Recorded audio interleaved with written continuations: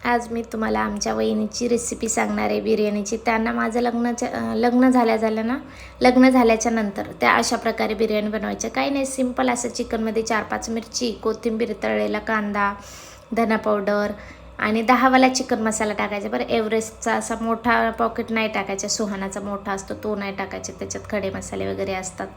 तर मी आज त्यांची रेसिपी बनवणार होते। खूप छान असं एकदम सिंपल, जास्त मसालेदार नाही, काही नाही, फक्त जास्त तळलेला कांदा, कोथिंबीर आणि ते पण कोलमच्या तांदळाची खूप छान होती। खरं ती बासमतीची खाऊन खाऊन ना मला तर खूप कंटाळा आलेला।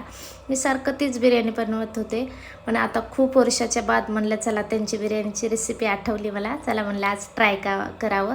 तर रात्री मी ही बिर्याणी बनवली होती, खूप छान झाली होती। स्पेशली आमच्या युवराजला खूप आवडली, एवढी मस्त झाली ना। तुम्ही पण नक्की ट्राय करा, बघा किती छान झाली आहे। तर आजच्यासाठी एवढंच, भेटूया नेक्स्ट ब्लॉगमध्ये।